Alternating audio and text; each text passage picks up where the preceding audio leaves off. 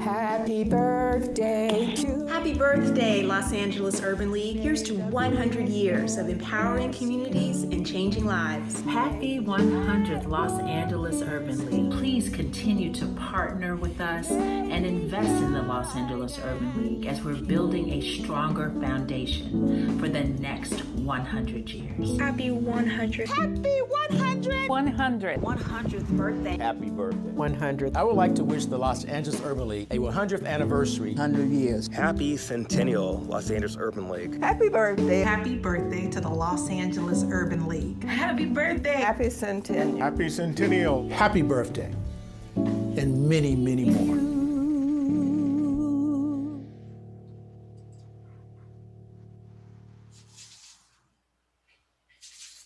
Great. Can somebody fix my collar?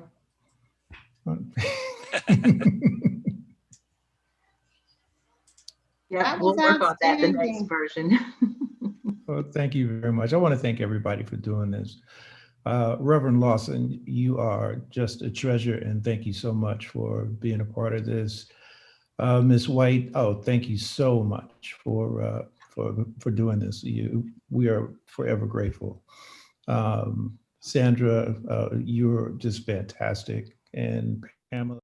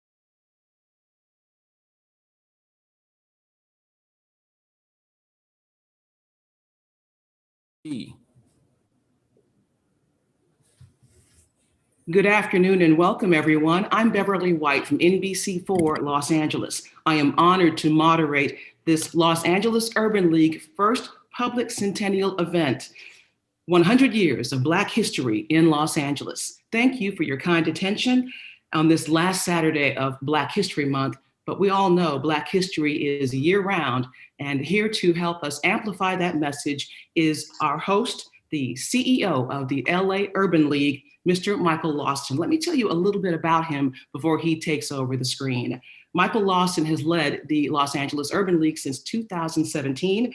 He is a lawyer, a civil aviation expert, a civil rights leader, a Harvard Law grad, and a product of Loyola Marymount undergrad.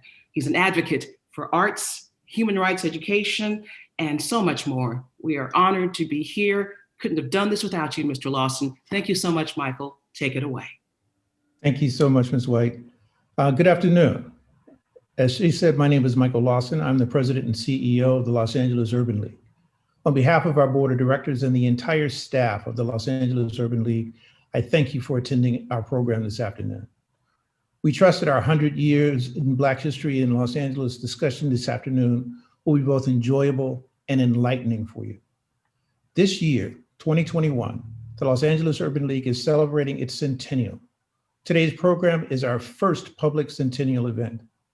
It is also the first in a series of speaker panels we have planned. We trust that you'll join us throughout the year to celebrate this momentous year.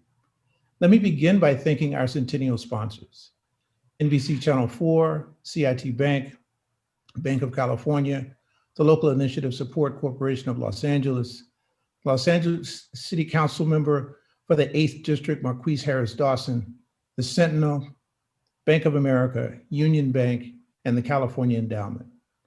We also want to acknowledge Ford, Cedars-Sinai, Sempra, and Wells Fargo, who provided funds that allowed us to deliver emergency assistance to 80 Black-owned businesses over the past 11 months. Without this assistance, many of these businesses may not have survived this pandemic.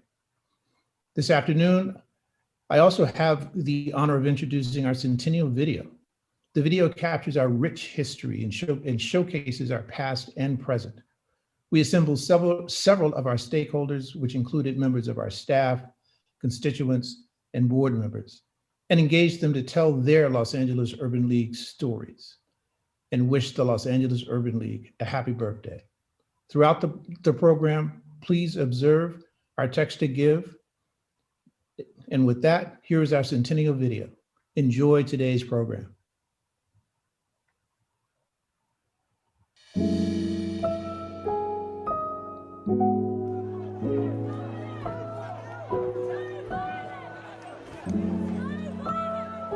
Years ago, brave leaders founded this incredible organization to help African Americans fight for our civil rights and economic empowerment.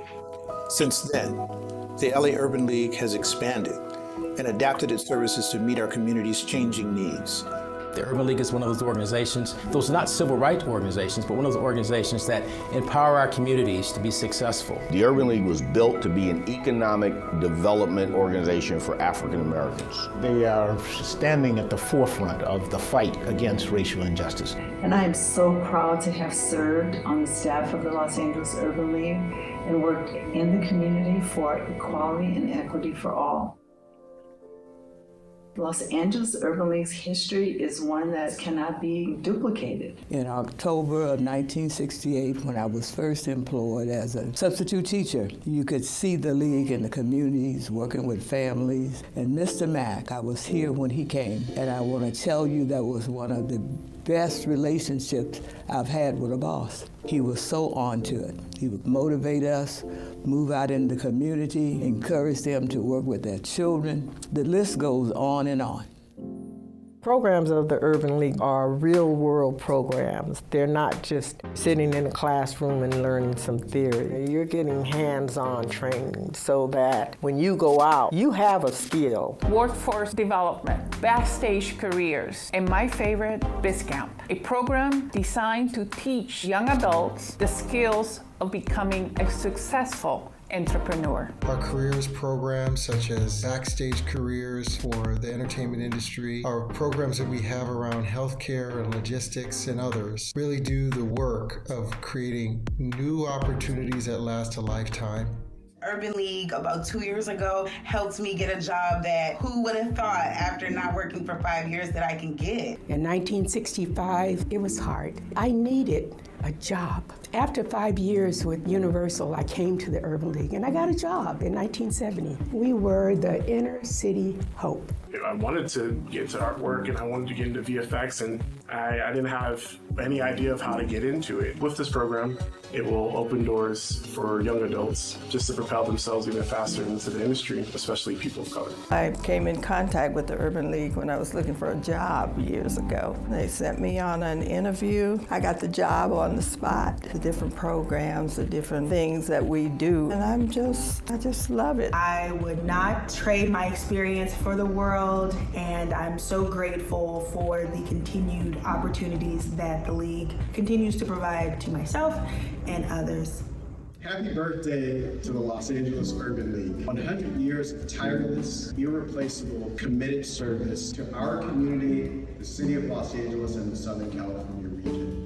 Happy birthday to... Happy birthday, Los Angeles Urban League. Here's to 100 years of empowering communities and changing lives. Happy 100th Los Angeles Urban League. Please continue to partner with us and invest in the Los Angeles Urban League as we're building a stronger foundation for the next 100 years. Happy 100. Happy 100. 100. 100th birthday. Happy birthday. 100. I would like to wish the Los Angeles Urban League a 100th anniversary. 100 years. Happy Centennial, Los Angeles Urban League. Happy birthday. Happy birthday to the Los Angeles Urban League. Happy birthday. Happy Centennial. Happy Centennial. Happy birthday. And many, many more.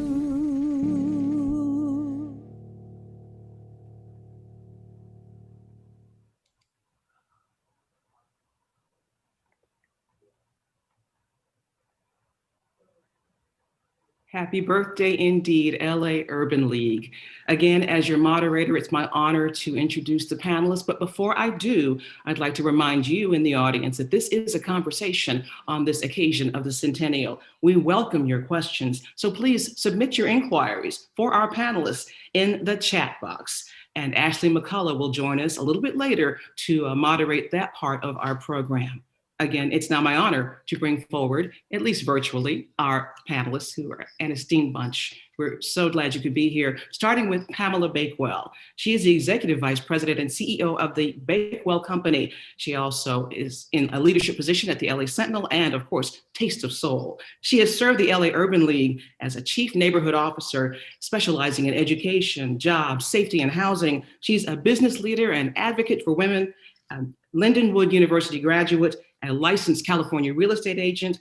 Please welcome Pamela Bakewell. Give us a wave, Pamela. So glad you could be here today. Also joining us, because again, we have an esteemed panel. We'll get right to questions and answers with them.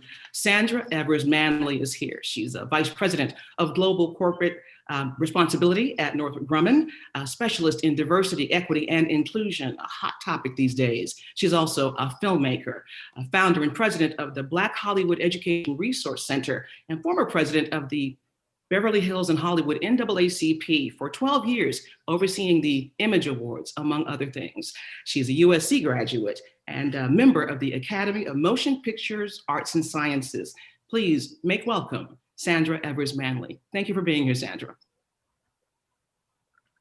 And our final panelist, again, esteemed bunch is almost an understatement. Reverend James Lawson is joining us. He is, as we all know, a lion of the nonviolent movement of America, who famously taught Martin Luther King and countless others, the foot soldiers in the nonviolence resistance movement. He has been jailed and expelled, but never deterred. A lifetime of service in the streets and the pulpits. A sought after public speaker. We're so glad to have you with us here today, Reverend Lawson. Pastor Emeritus of Los Angeles' Holman United Methodist Church, who famously eulogized Congressman John Lewis only 6 months ago. Welcome and thank you, Reverend James Lawson. So good to see you, sir. In the order of introduction, I'd like to start with a few questions for our panelists. Pamela Bakewell, you said in the video that the Los Angeles Urban League history cannot be duplicated, but I'd like to know from you, I'm sure our viewers would like to know as well, how can it be sustained and perhaps amplified? Well, I think we really have to continuously educate our young people so that the next generation takes seriously, which I think the George Floyd incident certainly brought that to life, that we cannot take for granted what we have. We've actually, and I'm not saying I was on the front lines, but during my childhood, I experienced the white only, segregated South because I'm from New Orleans. But in order for the Urban League's legacy to go on, our young people really have to grab hold of their history and really understand it and want to absorb it in order for them to develop legacies. And so the Urban League just, as I said, cannot be duplicated because it was on the front lines with Reverend James Lawson, with John Lewis, with John Mack, with the Danny Bakewells, all of those that really fought. And sometimes our young people don't know who they are. So that's my point. Really get a precious understanding of what has happened in the past in order to develop their own strategies. They won't be duplicating what we've done or what some of us have done, but they'll be developing their own legacy, but they have to be on the front line. I think that's how the Urban League's legacy will continue. Thank you, Ms. Bakewell. Let's ask Michael Lawson to amplify that message, sir. That's obviously why we're here. What do you make of that question, sir, and your response? Thank you very much for that question, and thank you, Pamela, for that background. The fact of the matter is we have to pivot toward the 21st century. Yes, we have to continue to do the job training, but we have to move more into entrepreneurship and in entrepreneurship in every area. This pandemic has been devastating to the entrepreneurs in this city, and we have done, I cannot say enough about the staff and our funders who allowed us to keep a lot of these businesses alive when they would not have been without us being here. But beyond that, we want to recreate Greenwood, Black Wall Street. That is our goal. That is our focus. We want a situation where a dollar dropped in our community stays in our community. The example that I use is Koreatown. I have nothing against, I have all the respect in the world for what they've done in Koreatown in Los Angeles. A dollar dropped in Koreatown stays there for 50 days. And that's what we have to recreate. That is what was happening in Greenwood, in Tulsa, and other cities. We talk about the devastation of Greenwood, but that was not the only devastation that occurred. But yes, that is our goal, to get back to what our forefathers were already doing and go beyond. Powerful response. Thank you, sir. The next question is for Sandra Evers-Manley. Ms. Manley, your work in diversity, equity, and inclusion is so timely as the racial reckoning following last summer's events has forced introspection, in corporate America. If we're being honest, what will corporate America see, and how can the Los Angeles Urban League influence better outcomes?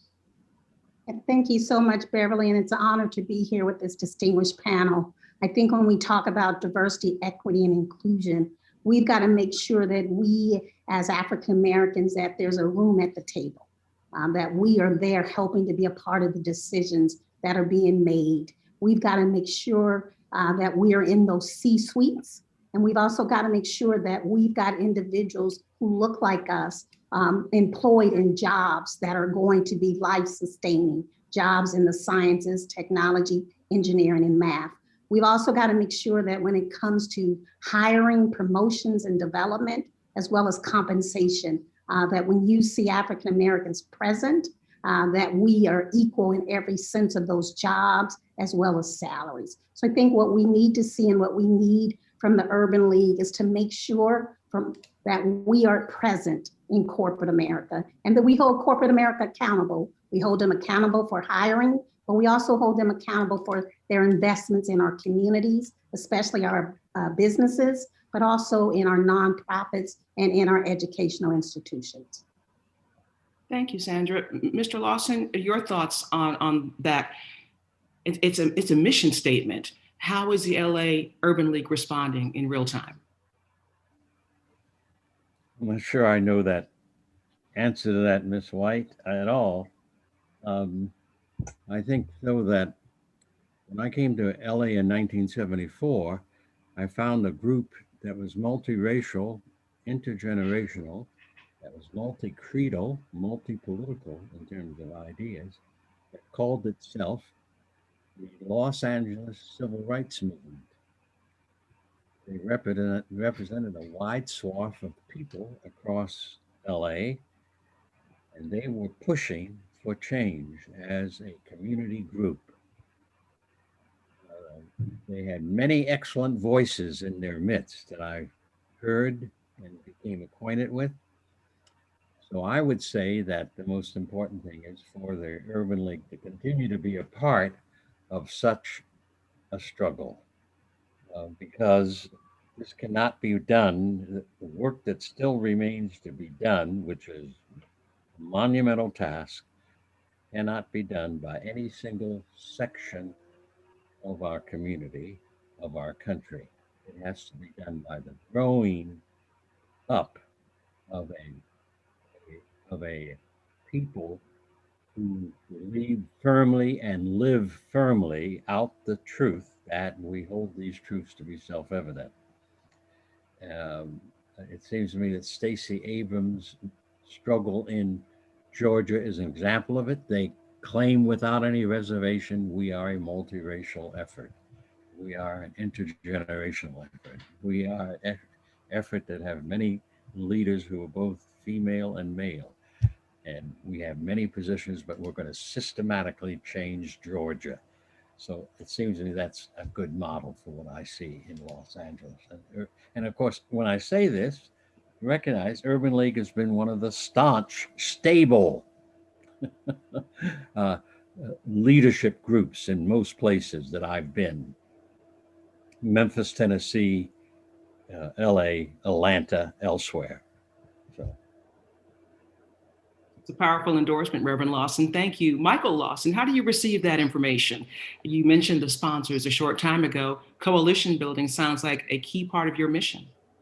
Absolutely, absolutely. We can't do this alone, and it is beyond just the work has to affect a broad swath of people, and we are a part of those collaborations. There's no question that we are working hand in hand, arm in arm. Quite frankly, following the example set by Reverend Lawson and the people that he worked with. Reverend Lawson set the table. He wrote the blueprint that we're trying to follow, and the blueprint includes collaboration, and that is exactly what we're doing. We are working with multiple groups, including, for example, we're spending a significant amount of time on anti-Asian hate crimes that are going on, not just in Los Angeles, but in other cities, because this affects all of us. So yes, we are moving toward moving through the 21st century, but we have to remember that a lot of the tools that we are using are tools that were designed by people like Reverend Lawson, and move forward with that. Thank you, Michael Lawson. That transitions nicely to my next question, which is for Reverend Lawson, regarding how the LA Urban League prides itself on preparing African Americans for dignity through work. Can you tell me how the struggle that you have marched through, survived, and inspired, how has the struggle for equal opportunity evolved through nonviolence and the role government must play? Well, I'm not sure. That's a very, very big question and a good one. But I would say that the unique role of Urban League in Massillon, Ohio, where I grew up, and elsewhere, of the Urban League being a nonprofit leadership group in helping the community understand its responsibilities and its task. That's critical. It is a united task. It can only be done by a sizable, growing enterprise. In the 1950s 50s and 60s and 70s, the fundamental task of the Martin Luther King, Rosa Parks dimension of the civil rights movement was to dismantle the laws and the customs and the structures of racism. We did not complete that task in the 20th century. It still has to be done. So the power of any movement is going to be determined by whether or not it is doing the job of continuing to dissolve and end the structures of torture and cruelty, while at the same time then helping the society economically and politically to develop new ways of justice and truth. I'd like to direct this next question to Sandra Evers-Manley, pivoting toward imagery and the importance of messaging, which is a key part of the struggle, letting people know the good work that's being done and what's to come, what the obstacles are. Your work in Hollywood is without parallel. As we enter into awards season, are you hopeful for deeper and better truth-telling going forward? I will always be hopeful, but there's much work to be done. On the eve of the Golden Globes, for example, done by the Hollywood Foreign Press, that will be taking place tomorrow. Out of 87 voting members, there's not one Black voter. And so as a result, you can see that in the nominations. There is much work to do in Hollywood, and I will just say image is everything. I always like to think of things as an A and B picture coming from my family in Mississippi, a civil rights family. We were always taught that A picture was home base and what was going on in our individual community. And so I would be remiss if I didn't talk about the significance of the Black press in Los Angeles and how we should be supporting our Black press. The Black press tells our stories. They're with us daily. So I would just say it's important for us to never forget to make sure we subscribe to the Los Angeles Sentinel, the Wave, and other Black publications, because those are truly the soldiers without swords who are telling our stories and our picture. But on to Hollywood. While I'm hopeful, there's so much work to be done. There's been so much damage when it comes to our images. But I will just say I have seen some movement in a really good way as it relates to individuals becoming chairmen, like Channing Dungey is now the new chairwoman of Warner Brothers. There's some great things happening where there's finally going to be a 4-part series on the life of Emmett Till. But not only is that story being done by African Americans, but they brought together a group of Black women, Gina Prince Bythewood, Julie Dash. These individuals are going to help tell that story. But I will just say we've got a lot of work to do. And while I see a lot of great things happening, the question is, will it be sustained? Is this just a moment in time, or is this a movement that's monumental? And that's yet to be seen. So we see a lot of things happening. We cannot ignore the great work of Ava DuVernay, of what's happening with her production company, as well as her distribution company and programs like Queen Sugar. But image is everything. And we've got to work on that image that has gone out into the world that oftentimes is not portrayed as in the right way. But right now, I will also say there's some amazing stories that are out that we should be supporting. Ma Rainey's Black Bottom, One Night in Miami, Sylvie's Love. There's so many more, but we've got to do our part. And then lastly, we've got the Pan-African Film Festival that kicks off tomorrow, that will go on until March. It is up to us to make sure that those programs are live, that they're vibrant, and we're supporting them. Thank you, Sandra. You actually, here. Forgive me? May I have an add a word? Of course you can, Reverend Lawson. And next up after your comment, sir, will be Ms. Bakewell. I have to get in a plug for the LA Sentinel, and I want her to do that too. But Reverend Lawson, please. No, please, sir.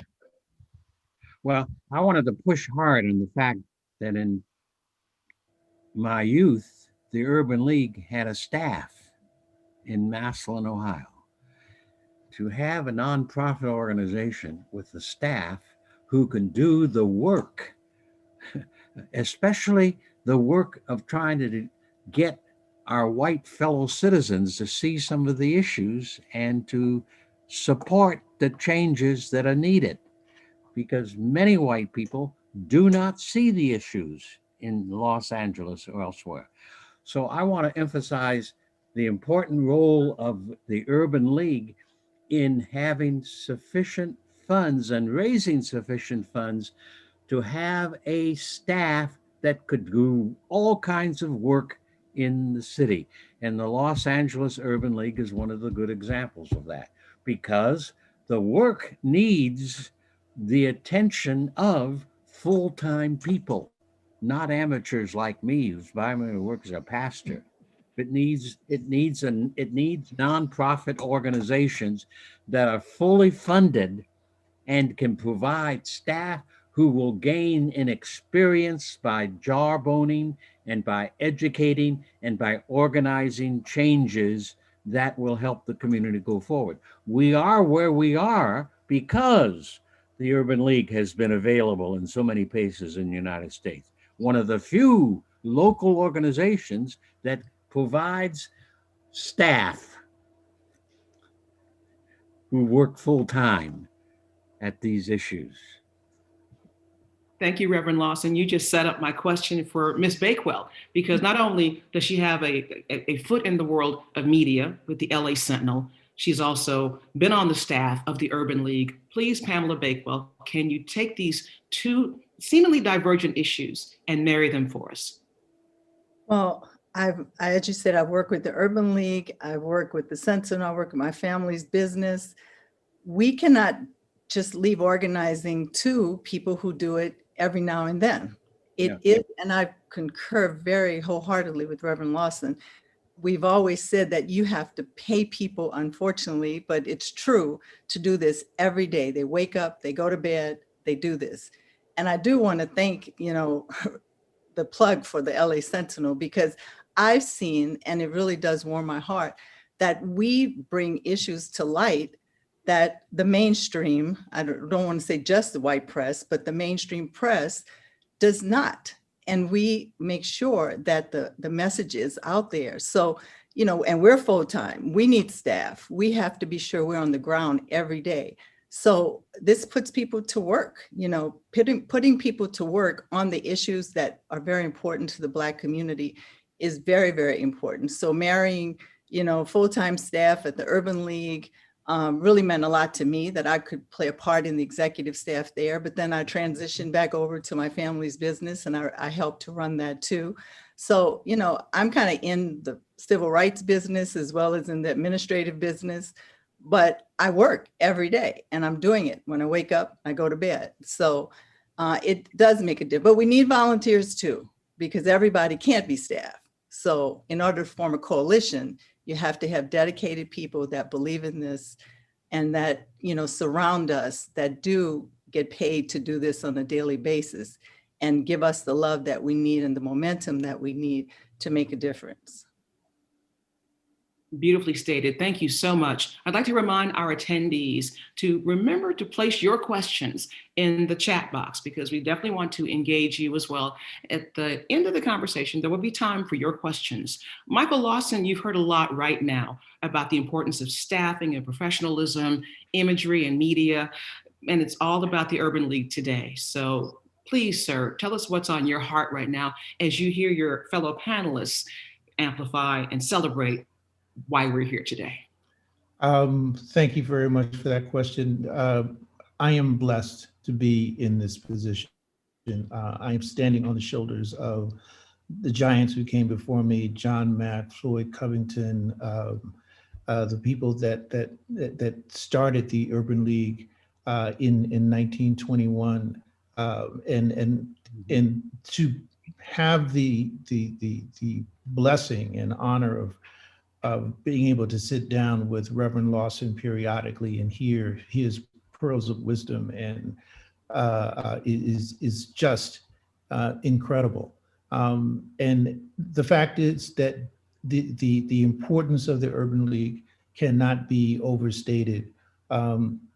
We have been involved in the coalitions that Reverend Lawson was talking about are the coalitions that we are in the process of rebuilding because we know we can't do it alone. We have a lean staff, but everybody works so incredibly hard. I can't say enough about the staff of the Urban League. We punch so far above our weight. We are touching so many different people, and we have so far to go. We need more support. We need a larger staff, and we're building that staff. As we celebrate this centennial, we're looking for the resources necessary to meet those goals, and those goals are growing every single day. So we are excited about what we have done, the people that we have touched, the businesses that we have kept open, the businesses that we are helping to start, the jobs that we are creating in the construction industry, in the backstage careers, and the advocacy that we do for people who call in and just say, I need some help, what can I do? We are there, and we are partnering with other organizations to make up for the gaps that we have in our staff. But understand, we're not trying to be everything to everybody. There are organizations within this city that do extremely good work. Bet Sedek is one of our partners in the work that we do. So just to name one, but we are partnering with other organizations. We're not limiting ourselves to just saying we only work with the African American community, because all of us need to grow together. And that is who we are. That is what we're doing. And again, I cannot say enough about just the honor of being in the presence of Reverend Lawson and being able to listen to him and hear his guidance and see what he is still doing. It is impressive. It is awe-inspiring. It is just gives us hope every single day. And to talk about the Sentinel, the support that the Sentinel has given us, and the voice that it allows us to present to the world cannot be understated. And I can't say enough about Ms. Evers Manley and what the entertainment industry is doing and will continue to do as we move through this. But yes, the Urban League, we're pivoting toward the 21st century as we move. As we said before, entrepreneurship is a big part of it. We're also working with banks and financial institutions to build relationships between that part of our economy and our businesses, because it's more than just being able to fill in the right information on the application. You need to know there needs to be a relationship, and that's what we're building as well. When you saw the list of sponsors, a number of them were financial institutions. That's not simply because they feel it necessary to support the Urban League through their money. We are developing relationships with these organizations. It's not just about the money, it's about the relationships that we're building that will inure to the benefit of our community. Thank you, Michael Lawson. I'd like to address this next question to Reverend Lawson, because we keep hearing mentions throughout our conversation about the pandemic. It is uncanny to realize the Urban League in Los Angeles was founded as America was coming out of the Spanish pandemic, and they got through it. We will get through this one, sir. What do you see as our agenda going forward? Because pandemic is bringing people together via Zoom, but are we coming together in the right spirit, the nonviolent social movement spirit? Are we doing that, and can we continue to do so? It's another really tough and rough question. Has broad significance. I'm going to put out maybe two things. One, if the people who call themselves philanthropists were really concerned for this nation's future, they would take a few of their billions of dollars, establish $1 billion endowment for the Urban League in Los Angeles, for the National Urban League, for the Urban League in Memphis, Tennessee, and in Chicago, and allow that money to give the Urban League the stability it needs for producing the staff that the Black community needs to do the work of making our nation a more just society with equality and liberty for all, more of the beloved community. So I'm putting that on a table because I've thought it for many years. Urban League needs that kind of backing because it's one of the few organizations that has provided us with staff who can enmesh themselves in the issues and become professionals. I'm not a professional civil rights person. I'm a pastor. I have engaged in the task of justice for Black people because I don't believe I could have a call of God if I did not care about what Black folk were going through and changing it. So that's one of the things I want to say. The extremely wealthy people of this country ought to endow a variety of Black institutions and organizations to enable them to thrive for the next generation and for the next 100 years.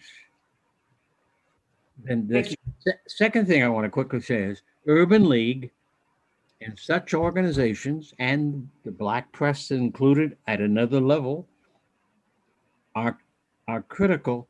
They represent in nonviolence the development of organizations or structures to do the work that government is not doing. That's the way Gandhi, the founder, the interventor, the person who interrupted 20th century history of the notion of nonviolence, that the development of structures that take upon themselves the task that governments refuse to do. Urban League is right straight down that path. The Black press, I did not really gain an awareness of the issues facing Black people in the United States, especially in high school, except through the Black press. Conventional conversation in our society does not cover the crucial issues. For example, the current discussions of January 6th. Well, one of the realities in US history is that beating up on Black folk has always been a prerogative of white folk. The governments have never discussed this. So if January 6th was a tragedy, it's a tragedy only in the sense that maybe out of it will come for the first time the government deciding that law enforcement does not have to kill people. Yes, sir. We've faced that violence across US history. So that's the second thing I would say. Thank you, Reverend Lawson. I apologize for interrupting you, sir. I could listen to you for hours, as I'm sure the rest of our panelists would agree. We're so grateful for your service. Ms. Evers-Manley, service and strong stories like what Reverend Lawson just characterized still seem to be missing in the entertainment field and the media that most people consume. Are you hopeful post-pandemic we can get these messages right? You know, we've got to get them right. And that's why the work that the Urban League is doing of training individuals and taking on careers within Hollywood is so important, because we need people behind the scenes. It's one thing to have our actors and actresses, and I would just say a number of them are doing a lot of great things, like Issa Rae, who's promoting Black businesses in Southern California. But we've got to be behind the scenes. We've got to be in charge of our stories. And so we need more individuals working behind the scenes as writers, directors, cinematographers. And again, the work the Urban League is doing is so critical. There's so many of our stories have yet to be told. And if we're going to tell them and tell them right, we've got to be at the forefront of helping to help carry that charge. I will tell you right now, just say, this pandemic has taken a huge toll on our community in many ways. And one is in the area of education. There's some of our schools where 60% of Black children are not connected. And now I'm not going to get that story in a regular Hollywood, but I will get that through the Black press of the LA Centennial, where our stories and what matters most in our community. Things around Black incarceration, again, those stories and the needs that we've got to focus on. We've got to be about the business of telling those stories of what's happening and what are those needs in our communities. I'm hopeful. I see some incredible talent. Gina Prince Bythewood, Ryan Coogler, who did Panther. Gina, she just did The Old Guard. She did Love and Basketball. Again, Ava, Reggie Bythewood. There's some individuals who are coming up, the Lena Waits of the world, who are out there now telling some amazing stories. But it's not enough. One of the things we cannot do is feel that all of those young people and those individuals in the industry can carry the weight of the world. And so that's why we've also got to support a lot of our local streaming. We've got Queely TV, there's BHERC TV, there's the Urban Network, there's Afro Kids. We've got to be about supporting Black entrepreneurship and these individuals who are setting up these streamings and telling our stories. Hopeful, but we've got to also tell the right stories. And that is both what's happening and where the biggest needs are in our community, as well as promoting stories that are uplifting, that empower young people to be entrepreneurs, to be the next Beverly White, or be a transformative leader like Michael Lawson. Thank you, Sandra. Pamela Bakewell, a quick answer in the same vein about getting our stories out there in a truthful and strong way before we open the floor for audience questions. Your thoughts, ma'am. Well, because we're in the business of telling our own stories, I can't say enough about having the support of the urban leagues of the world, the Reverend Lawsons. They feel they have a place to come. And, you know, this is about the Urban League, but we're partners in this struggle. The Black press is partners with and believes in collaboration, believes in supporting Sandra and the efforts with her organization. So this is the Black press, of course. I think we all know who are here. I don't know about all those watching, needs to understand that we've been around. By the way, we're going to be 87 years old this year, the Los Angeles Sentinel. So it really, you know, it means a lot that we were all in the struggle for a very long time, way before my time. So civil rights leaders have you know, made the Black press. Our stories, we tell stories when people like you, Beverly, who really, you know, have done so much in this community. I hate to say it, but many times it's in our paper that we're going to tell your story, and we're going to make sure that light is shined upon you and the Black actors, and they have a place to come. They don't have to wait until they win an Academy Award to be in the paper. They can tell us as they're struggling, as they're trying to get support. So, you know, the only thing I can say is I think we are an entity that brings it together. But, you know, even the pandemic story, I mean, we're telling the story behind the scenes. We're getting the stories of Ezell Ford's family. We're telling the stories that most press only tell the highlight, the big picture. We're going to tell all of it. So I hope everyone continues to support the Los Angeles Sentinel. But meanwhile, the Los Angeles Urban League, LA Sentinel, the other organizations in our community that need support, we're a family. We're Black community family. And I think as long as we continue to be that, people can't penetrate and make sure that we go away. Sometimes people want us to go away, but I think as long as we stick together, we're going to be stronger. And that's how we're going to get through this pandemic also. Thank you, Pamela Bakewell. I'd like to invite Ashley McCullough now to join the conversation as she's been checking the chat room for questions now. Ashley, if you're with us and you're ready to share, we want to make you welcome, ma'am, with a brief introduction. I understand you are a proud product of North Carolina A&T, so it's good to have HBCU in the room, and take it away, ma'am. Yes, ma'am, and I like to say Aggie Pride. Thank you all for having me here today. I have thoroughly enjoyed this conversation today. It has been refreshing and eye-opening as the president of the Los Angeles Urban League Young Professionals. I mean, it has really just put things into perspective as how us as the young professionals can tap into and lean into our market and our network, meaning you all, into figuring out how, like you said, Ms. Bakewell, for the young people to continue to push the agenda forward. So thank you all for taking time to be here. And we do have some questions, and I will just start from the top. One of the questions we have: how can other communities of color collaborate with the Urban League?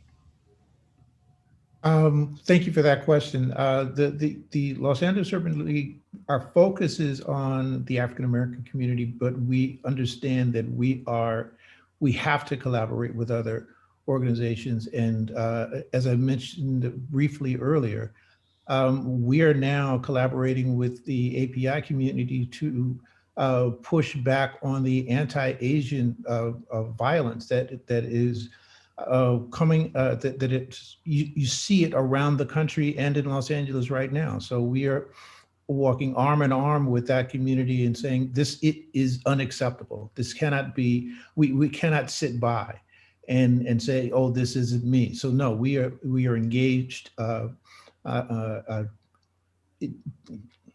heavily engaged in talking with the police department, with the sheriff's department, and saying and seeing what we can do to make sure that this doesn't continue, because this is outrageous and it's unacceptable. That is just one example of the type of collaborations that we are engaged in. And I will also say that we are heavily engaged with the Jewish community as well.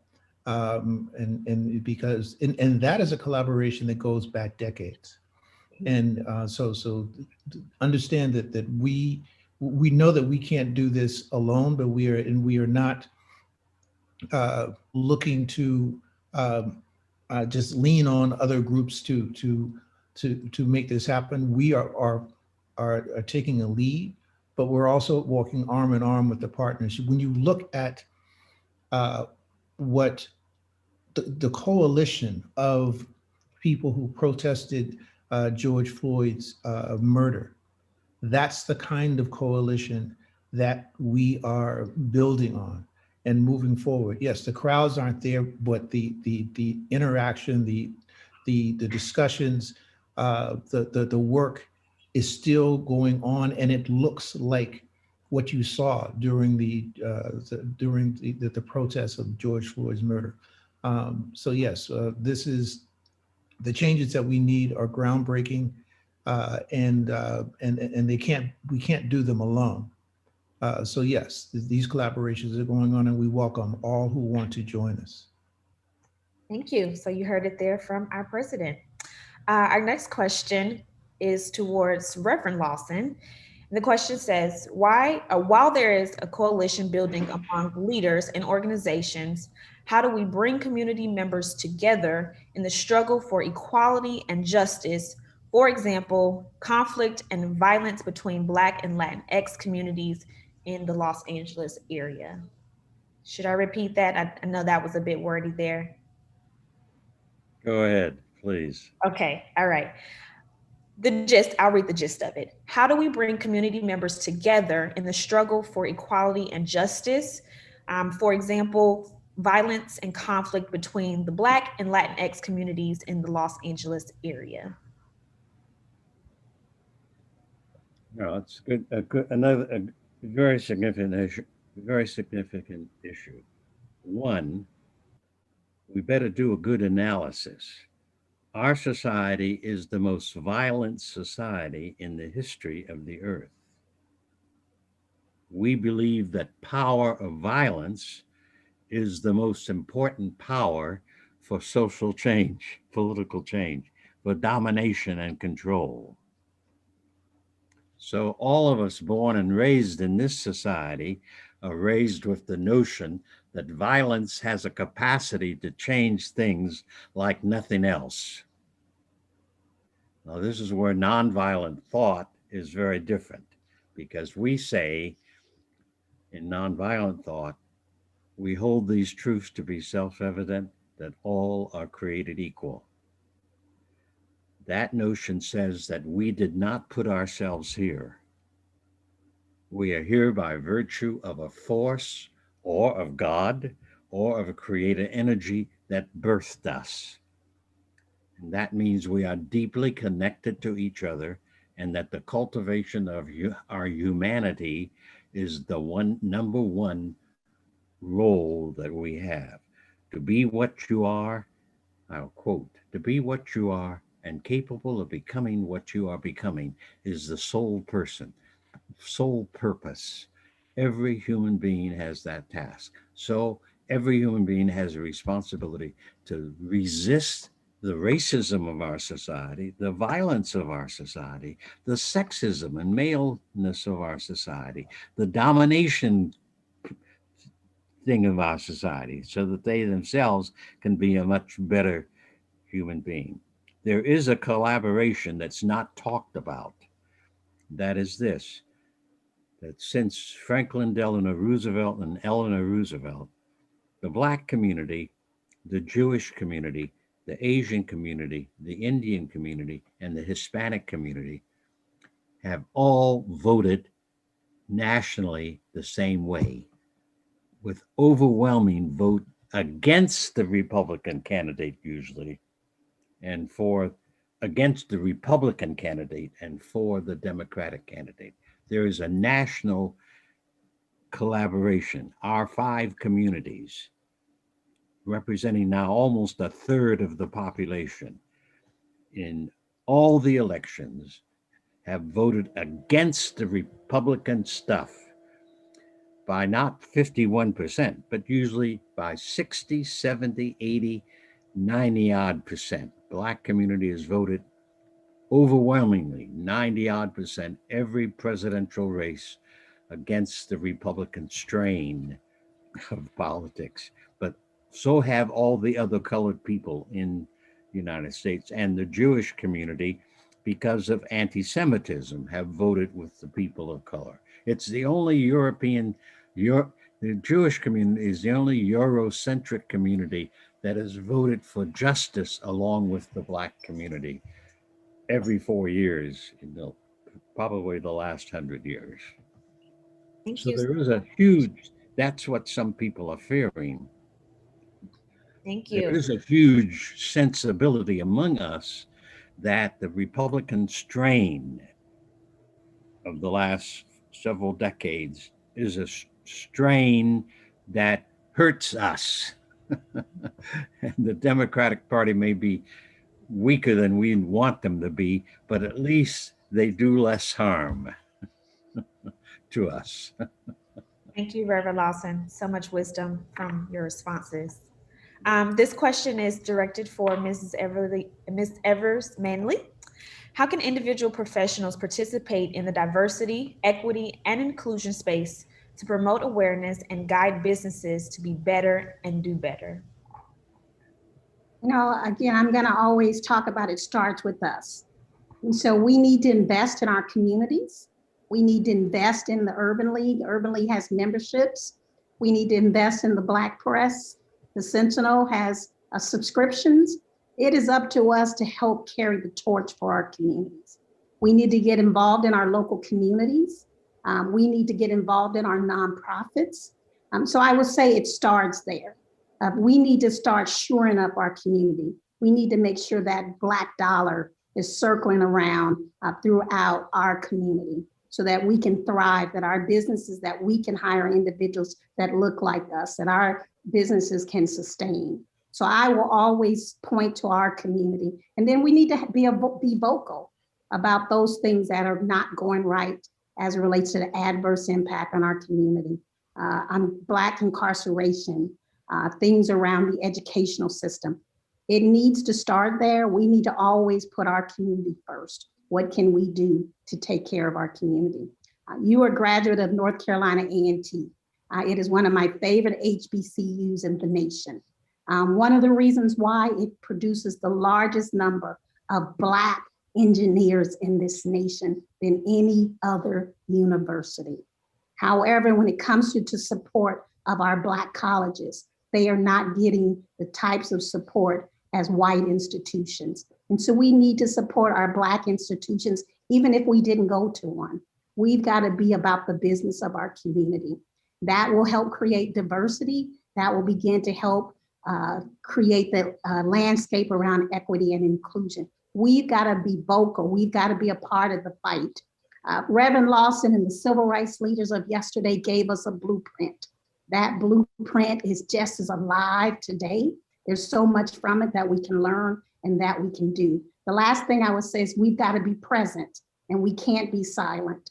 The whole thing around the Asian community today, we as African Americans know what violence is all too often against our community by others. So silence is not an option for us. We've got to be present and we've got to be vocal. That's why the work of the Urban League is so important. So I will encourage anybody, invest in our organizations, invest in our press, but also let's be those role models and those examples of helping our young people thrive in education and then supporting our businesses. Right now, let's put the dollars in our communities around business, and we will see the kind of diversity and equity. And then we've got to hold companies like Northrop Grumman and others accountable as it relates to where's the diversity. The diversity's in the C-suites, the diversity's in the professional ranks, and what are you doing to invest in our communities? Thank you so much. First, let me just say thank you for spotlighting my institution, proud graduate, and my boyfriend was listening in the background as you recognize as being the #1 to produce engineers, as he is an engineer at Northrop Grumman. So thank you for that. He was smiling very hard. As we continue along that topic of supporting our Black businesses and each other, there's a question that says, what are we doing at the Los Angeles Urban League to support Leimert Park and Crenshaw areas? Or do we have any partnerships to do so to support those areas? Oh, absolutely. We are in every conversation about Leimert Park and Crenshaw. These are the crown jewels of our community. And the real, there are two parts of it. One is investment, access to capital and access to credit and things of that nature. But there's also a need for a vision of what we want these areas to be. The Urban League is a part of the discussions that are being held right now in that regard. There's excitement about it. There is interest about it. There is that in connection with the Destination Crenshaw work that Council Member Marquise Harris-Dawson is putting together and spearheading makes me excited about the possibility of what this area can become. The centerpiece of what I mentioned earlier, the rebuilding of our own Black Wall Street West, if you will. But there is much work that needs to be done. We've got to cross our T's and dot our I's and make sure we push it forward. Wishing is not going to be sufficient. We're going to do what the Urban League does, which is we sit down and put our pencils to the paper and cross our T's and dot our I's and make sure that that what we want to see is possible and can be done, and we have the resources necessary to do it. We're still in the early stages of it, but the conversations are being held.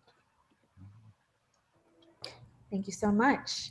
I'll just try and keep the flow of the conversation going. And it says here, it seems like many urban youth and young adults are starting new organizations rather than replenishing our current civil rights organizations. How do we keep our legacy alive and attract young people to those organizations? I would say that every organization, no matter what it is, whether it's a business, whether it's a civil rights organization, whether it's a restaurant, has to be nimble, has to move with the times, and that's what the Urban League is doing. That's why we're training people for important and well-paying jobs. We're also focusing on the entrepreneurship, and we're looking at the financial services industry and building collaborations there so that access to credit and access to capital are available. But one of the most important issues that we have to look at right now is the impact of the pandemic on our youth. The fact is that the school children in our community were behind before the pandemic hit, and the pandemic has made that worse. And if we don't act now, that gap is going to widen, and for the younger kids in grades 1, 2, and 3, that gap is going to follow them the rest of their academic careers unless we act now. So one of the things that we're talking about is working with LAUSD and other school districts to put together programs that will make up for that difference, not just help them get started again, but get started again and make up the difference that is there. A part of this is going to require access to high-speed Wi-Fi, which in a lot of our jurisdictions is not available. Is going to require access to laptops and tablets that are not necessarily available. So a lot of work needs to be done. A lot of collaboration needs to be held, and it's going to take funding in order to make this happen. But we're not looking at from quarter to quarter. We're looking at the next quarter century of what we need to do in order to have our community thrive. Thank you so much, Mr. Lawson. It is now 1:04, so I will pass the mic back to Ms. White. Thank you all for having me. Thank you, Ashley, and thank you for representing your North Carolina A&T, forgive me, North Carolina A&T so beautifully. I know they're proud of you, as are we. And with the last question, we turn the microphone over to our host, our CEO, our fearless leader, Michael Lawson. Thank you, sir, for enabling this conversation. We wish you and the LA Urban League many more years of success. Thank you so much. Thank you for all the panelists. Thank you for your work.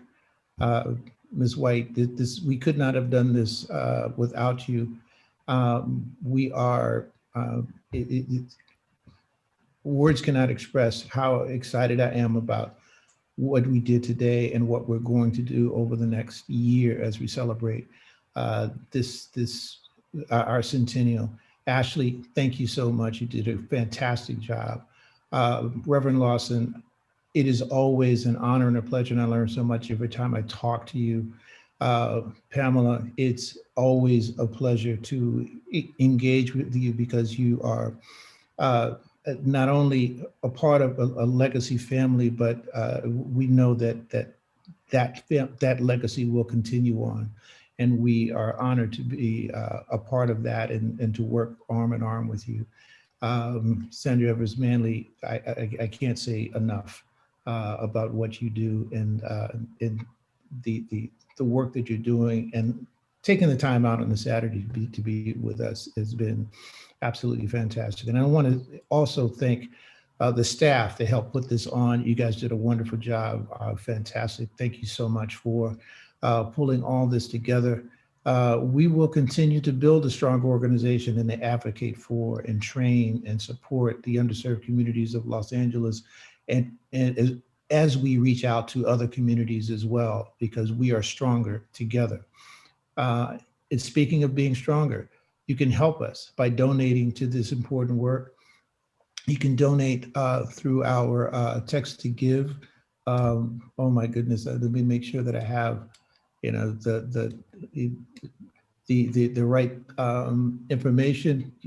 Please text LAUL 100 to 44-321 if you want to make a donation today. And understand that we are there. We are working remotely and during the pandemic, but you can always reach us. We are there for all of the issues that we talked about today and many more. The Los Angeles Urban League has been here for the last 100 years. We will be here for another 100 years. Thank you so much for being a part of this, and have a great, great afternoon.